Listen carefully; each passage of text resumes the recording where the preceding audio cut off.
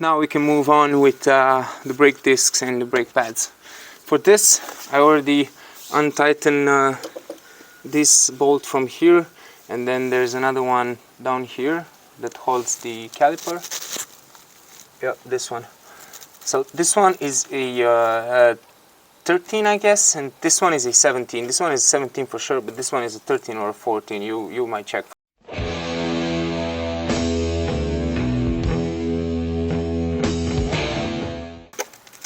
We're gonna clean this really good and then grease it a little bit, because these two are the sliders for the caliper.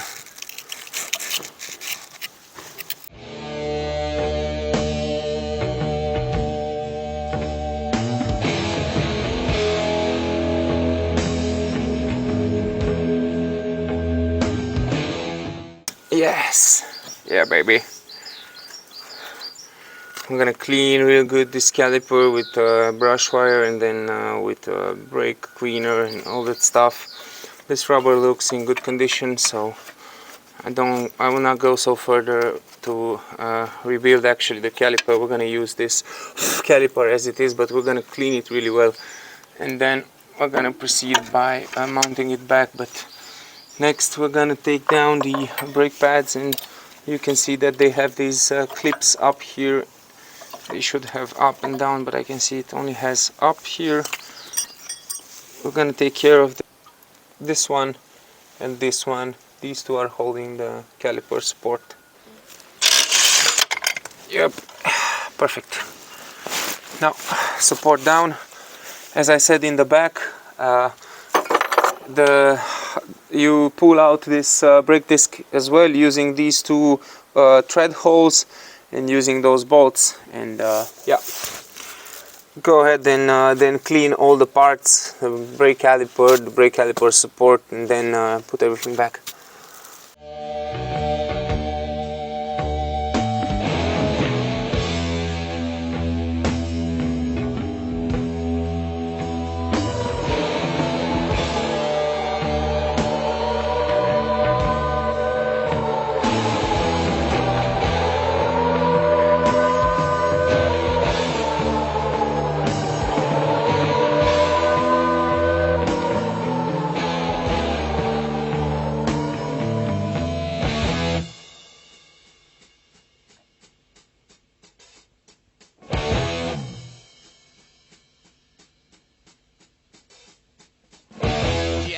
Gathered in their masses, just like witches at black masses, evil minds that plot destruction, sorcerer of death's construction, in the fields of bodies burning, as the war machine keeps turning, death and hatred to mankind, poisoning their brainwashed minds. Oh Lord, yeah.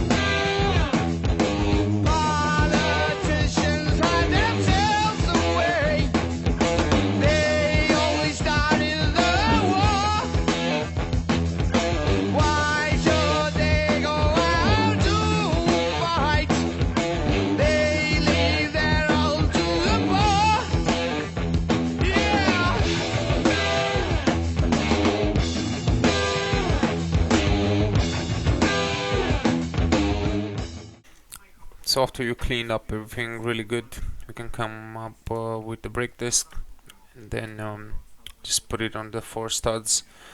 Come with caliper support with its 2 bolts.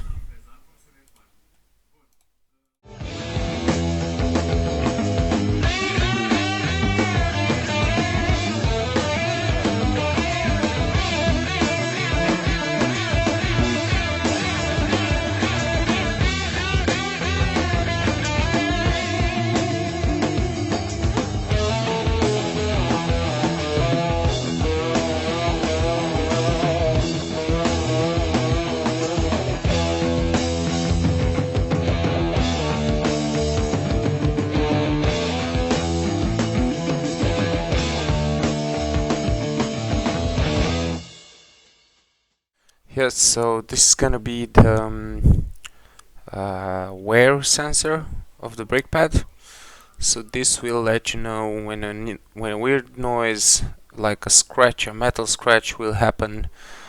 That means your brake pad it's gone, so you need to change it. So it's kind of a mechanical wear sensor. And then you need to fit back the brake pads using that upper and lower metal clip,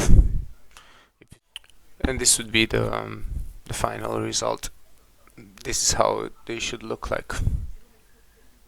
Okay, so after you press really good back the piston inside the caliper, you can bring back the caliper and make sure these rubber protections for the sliders to get on the hole of the caliper. Otherwise it will stay in front of your slider and you don't want that. Perfect. Okay, good to go with the brake and with this wheel. Can put back the wheel, move to the back. Now in darkness world stops turning, ashes where the body's burning. No more. Okay, so moving to the rear tires, brake shoes. My advice is to take some pictures in details for all parts so you easily remember everything what comes where. And we'll start the takeoff with this spring right here. This is the first one. Then we're gonna move to the one below here. And then we're gonna be able to open these clamps here. You just need to push this and then turn it until this pin comes into the groove of this metal piece, and then that's how you're gonna take down the shoes. But yeah, let's start with this one. Okay, the one from the top, it's off. We're gonna move to the one below now.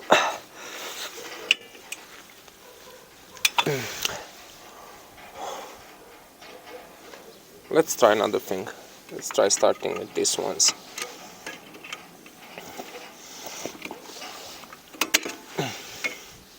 See that groove that we need to align with the pin? But unfortunately the pin is also moving. Yeah, that way. Perfect. You have another piece like this in the back. Unfortunately I cannot use my gloves anymore. Okay. Yep, and this pin can come out as well from the back. Okay. One. Thanks. Yes, that's how we're gonna do it. Now we're gonna take the I think we can take this off now by just pressing it. Yep, it's off. But yeah, we're gonna need to also open this one now. Now we can try to take the lower one off, otherwise these won't come off. Yes, it came out. Very tough springs to put back. I have to let you know from the very beginning. Okay, now we have this tensioner device here, as you can see, that we can just pull out. Remember the order, don't mess it up. We also need to take the handbrake from down here, if you can see it. Yep. I'm just gonna... Okay. Seems that it's not such a hard thing to do. If you use gloves, you can do it with your hand. So, very important, remember the order. Don't mess up things. Oh, okay. So this one is in the back. As you could see at the original pads, we have this part in the back, but in our case we don't have the groove in the back where to put it, so we're gonna put it here actually in front, just like this. And on this we're gonna want to tie the the front spring in our case. So this is going to be put in the back. You want to start with the back of the pads. This was just a bracket. So you're going to start with the back side. So you just want to take it in the reverse side now, in the opposite way that you just took everything down. So we're going to put this here and here. No more war pigs have the power, and as God has struck the hour, day of judgment God is calling. Underneath the war pigs crawling, begging mercies for the sins. Satan laughing spreads his wings. Oh Lord, yeah.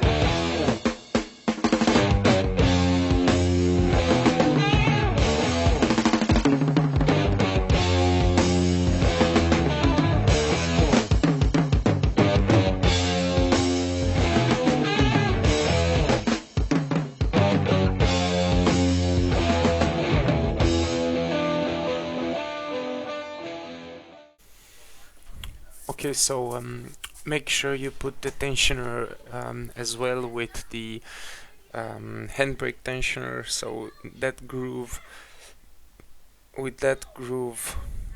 yeah, this tensioner needs to enter in that groove. So in this example it's in the opposite way, so I'll need to turn it and switch it around so the tensioner fits perfect with this metal pin. So yeah, make sure you do that. Okay, so now that we have all the tensioning elements perfectly aligned, make sure that's happening. Now we can go on and put this small spring down here and make sure it gets behind this small metal black plate here. So behind it. It's gonna be hard, but yeah, do it like that. Now we'll continue with these two pin, one in this side and one on the other side, and exactly as you took them off, we're gonna put them back, starting with the pin coming from the back of the drum, and then the first plate, then the spring, and then will come the second plate. And by pushing and rotating while pushing, you need to fit the pin through the groove and then rotate and block the outer plate. Now that we have fixed the two pins, we can continue with the bigger spring and the last spring, and make sure you find its proper position. Now that we have the final spring attached, everything is connected, we can move on with our final step, and we would like to give the perfect tension, and therefore we're gonna spin this nut downwards in order to tension the brake, and we'll do that up until the hub it's still moving when we put it in on the studs. So yeah, we want the hub to move freely when you put it in on the studs. So do it in many tries, don't rush, make it proper.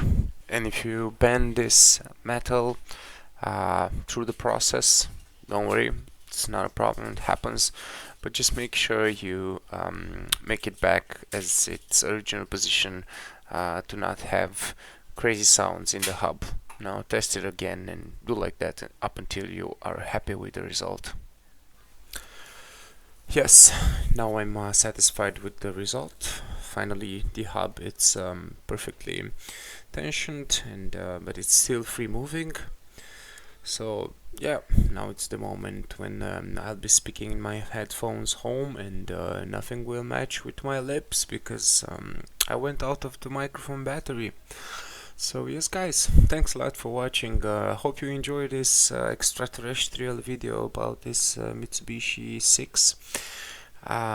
If you have any suggestions or comments, please leave them down below, and yeah, thanks again for subscribing and being together with me. See you in the next one. Peace.